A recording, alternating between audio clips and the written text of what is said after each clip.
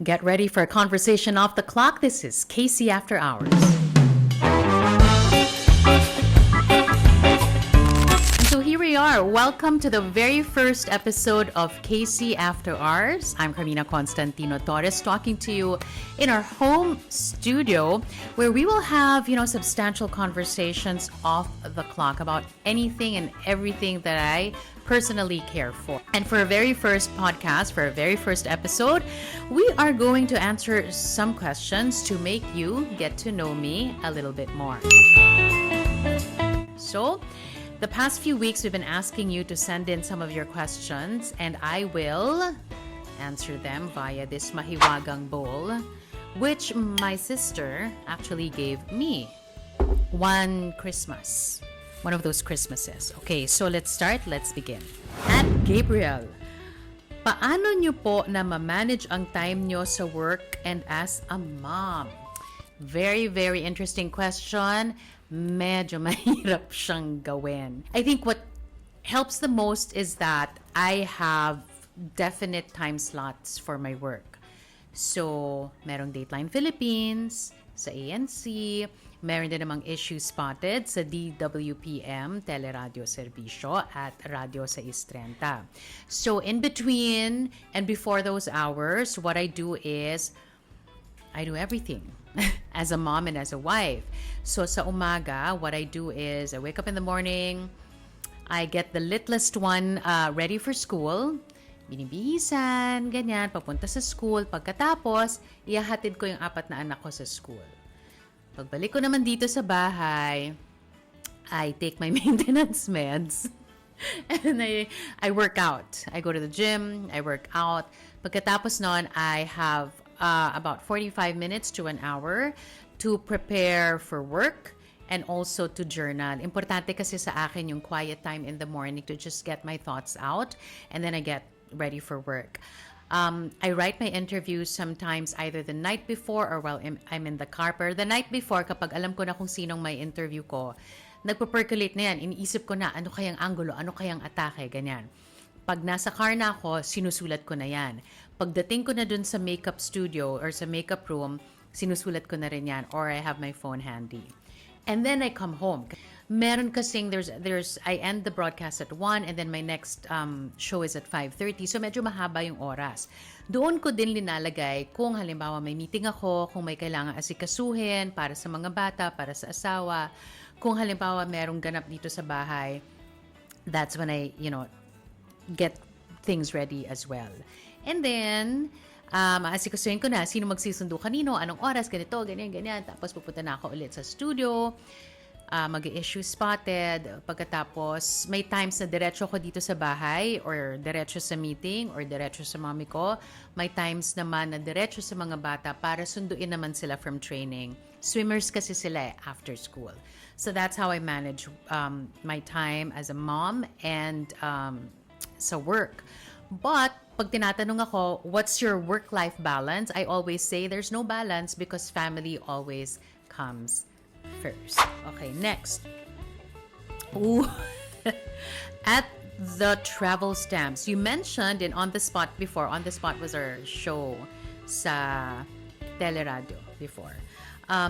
You mentioned in On the Spot before about UP Sundial. Nakabalik ka na ba doon? Sadly, hindi. Doon po kasi sa UP, meron isang corner doon. They have a sundial. So, imbes na relo, it's a sundial. It's a clock, no? Tapos makikita mo yung oras base doon sa shadow.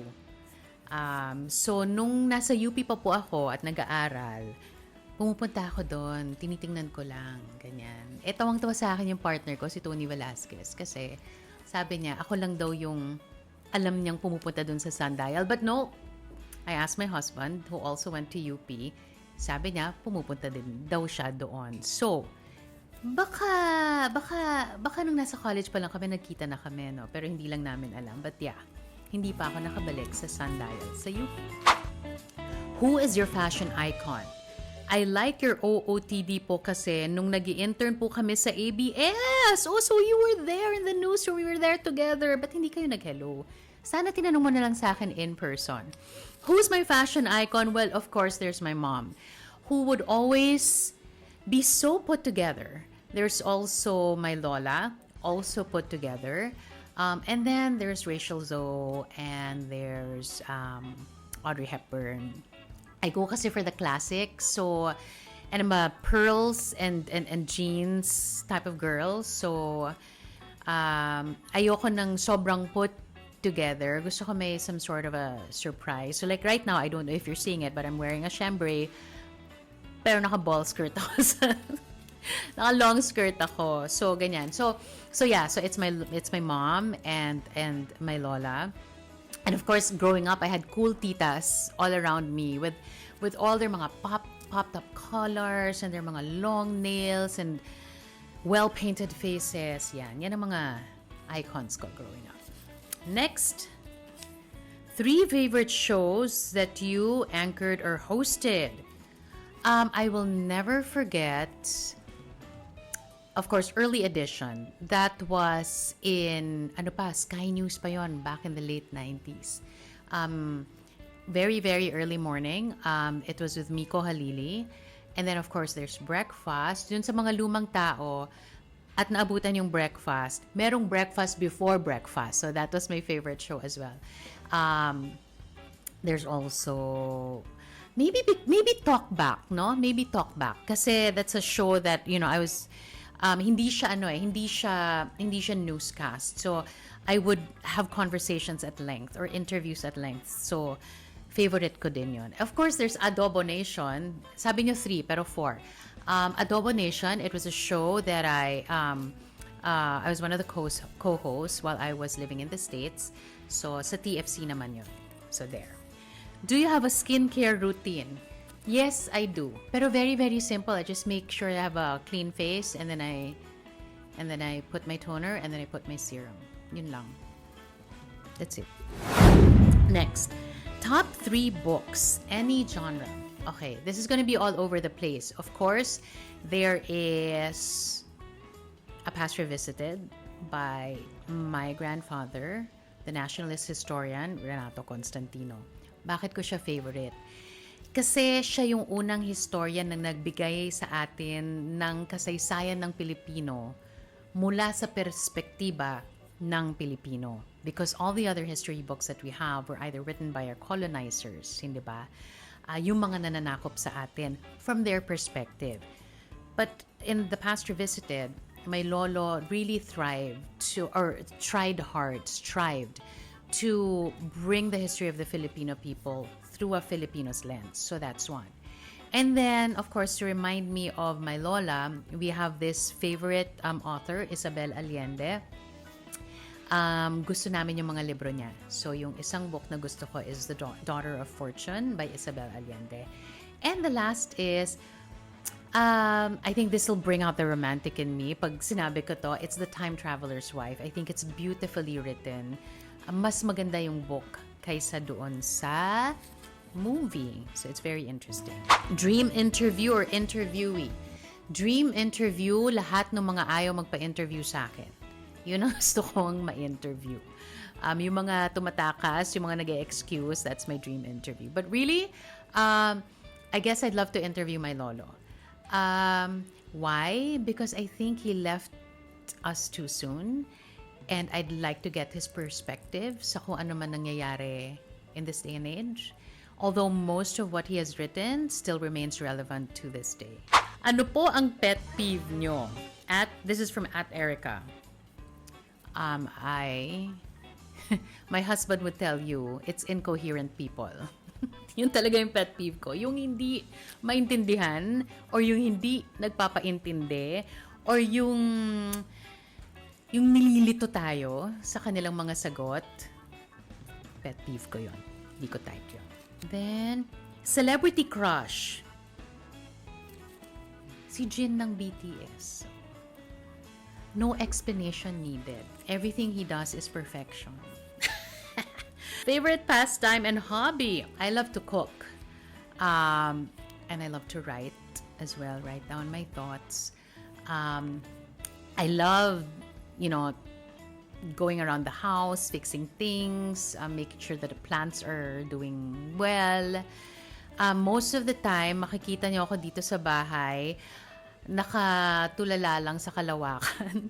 Tinitingnan ko lang yung mga halaman, naghahanap ako ng mga paro-paro, if there's a dragonfly that flies by, yun, sinusundan ko lang sila kung saan sila pupunta. Mindless things, simple things. And then, of course, spending time with the family. That's always my favorite. Kahit hindi kami nag-uusap-usap, pero nasa iisang kwarto lang kami, and I get to just observe them. I guess in a nutshell, it's observing living things, including my husband and my kids. I just really love observing things around me. Who's your biggest inspiration? And what's your message to young people who want to be journalists like you? Iba-iba siya. But at this stage in my life, I think my biggest inspiration are my kids. Everything that I do, everything that my husband and I do are always for the kids.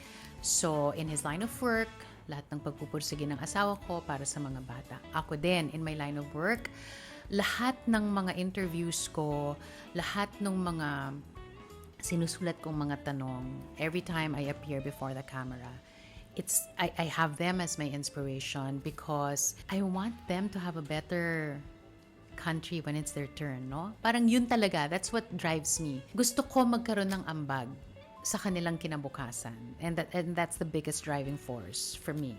Message to young people who want to be journalists, you have to know why. You have to know why you want to be a journalist. And if you know why, then everything will follow. But sometimes, you have to be self-aware too. Kasi baka mamaya, tanungin mo, bakit ko ba gustong maging journalist? Pero biglang pag ang sagot gusto kong sumikat, then it's not the right job for you. Kasi sa aking pananaw, ang pagiging mamamahayag ay hindi para sa sarili, para sa bayan, first and foremost.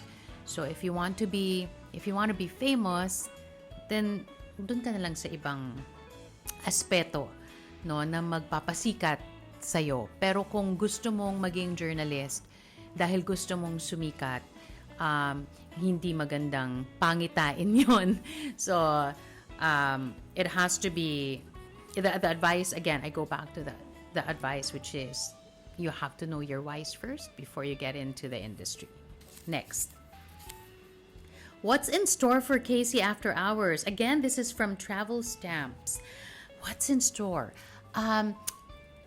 When we were thinking of this podcast, because first of all, this didn't just come out of the blue. Marami na kasing nagtatanong din, when are you gonna come out with your podcast and whatever, ganyan. It's conversations off the clock. It's conversations about things that matter to me, things that I find interesting, which I think would also help you and help me too. So, ano siya? Mga kwentuhan na may mapupulot tayong mga aral, no? Or maybe inspiration as well. Siguro yung mga you don't really see me do in the regular studio, you'll see it here. So, it's a more laid back. Hindi tayo galit parate, guys. Hindi tayo serious parate. And I hope to show you that side of me. And that's it for our first episode of KC After Hours. I hope you got to know me a little bit more. And kung kulang pa, well, don't worry. More episodes are coming up. So please stay tuned to this channel. That's KC After Hours. We're on TikTok, on YouTube, on Facebook, and on Instagram. Again, KC After Hours, conversations off the clock. I'll see you in the next one.